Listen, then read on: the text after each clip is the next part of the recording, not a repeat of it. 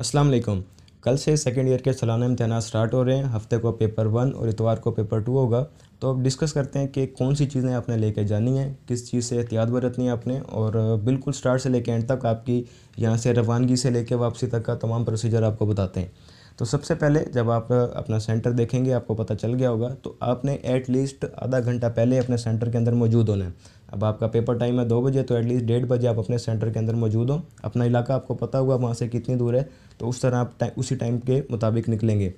आपने लेके क्या जाना है, आपने आईडी कार्ड लेके जाना है, ओरिजिनल, कलर कॉपी ना हो, बिल फ़र्ज़ आप 18 साल से कम है तो बेफॉर्म और मैट्रिक की सनद, और अगर आपने शनाख्ती कार्ड के लिए अप्लाई किया हुआ है तो जो नादरा की तरफ से आपको एक टोकन मिला होगा वो आपने लेके जाना है। ये चीज़ें हो गई। वहाँ पहुँच गए, वहाँ आपने मोबाइल, अपना कोई भी हेल्पिंग मटेरियल नहीं लेके जाना। आपकी स्लिप पे भी मेंशन है कि वहाँ पे कोई भी उस कॉलेज का जो अथॉरिटी है, कोई कैंटीन वगैरह जहाँ पे आप जैसे मैट्रिक में या एफएससी में रखवा देते थे चीज़ें अपनी पैसे दे के, तो ऐसी कोई भी चीज़ वहाँ पे नहीं होगी। आपने अपने सामान की हिफाजत खुद करनी है अगर आप लेके गए। और सेंटर के अंदर तो बिल्कुल भी अलाउ नहीं होगा कि आप कमरे के अंदर उसे, अगर पकड़ा गया आपका मोबाइल तो फौरी तौर पे पेपर कैंसिल हो जाएगा। इस चीज़ को ध्यान रखना है।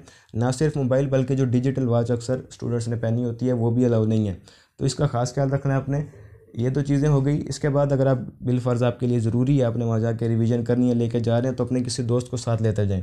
अब दोस्त आपका साथ जाएगा, जैसे ही आपका पेपर का टाइम नज़दीक हो जाएगा, 5-10 मिनट रहते होंगे, तो आप अपना सामान उसे दे दें कि भाई ये ले जाओ, और वापसी पे जब पेपर ख़त्म होगा तो आप मेरे पास आ जाना। तो इस तरह से आपका सामान आप उसे रिवाइज़ भी कर सकते हैं अगर आप अपने मोबाइल में कुछ PDF फाइल्स हैं आपके पास।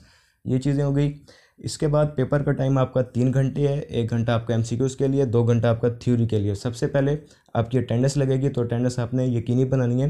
रोल नंबर स्लिप पे भी मेंशन है कि आधा घंटे बाद, पेपर शुरू होने के आधे घंटे बाद, यानी कि 2:30 बजे के बाद जो भी आएगा उसे सेंटर में बैठने नहीं दिया जाएगा। उसकी वजह क्या है, वो यही कि अटेंडेंस लग जाएगी, और फिर ज़ाहिर बात है जब उसकी अटेंडेंस ही नहीं लगेगी तो चाहे वो पेपर दे भी दे, वो उसकी अटेंडेंस काबिल कबूल नहीं होगी, वो फेल तस्वुर होगा। तो ये आपने ख़ास ख्याल रखना है कि आधे घंटे से ज़्यादा आपने लेट नहीं होना, टाइम से पहुंचना है। ये चीज़ें हो गई। और इसके बाद आपने ज़ाहिर बात है फिर चीटिंग नहीं करनी। आपके पास 4 इसकी कॉपीज़ होंगी, यानी कि आपसे पीछे जो चौथे नंबर पे स्टूडेंट होगा उसका और आपका पेपर सेम होगा, MCQs नंबर सेम होगा। तो ये तमाम चीज़ें इसके अंदर जिसका आपने ख़ास ख्याल रखना है। आपको जो कॉपी मिलेगी जिसके ऊपर आपके MCQs, आपके क्वेश्चन लिखे होंगे, उसको सबसे पहले आपने देखना है बगैर कुछ लिखे।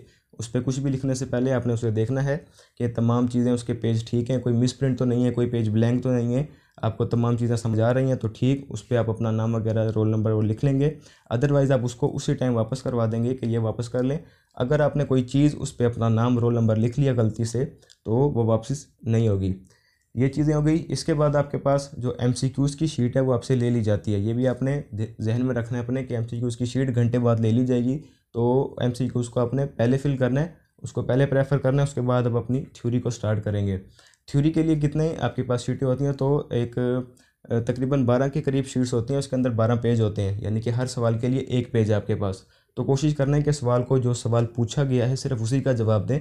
कोई मज़ीद अपनी तरफ से डिटेल ना शामिल करें कि मैं ज़्यादा लिखूंगा तो ज़्यादा नंबर मिलेंगे। ऐसा नहीं होता, टू द पॉइंट आपने लिखना है।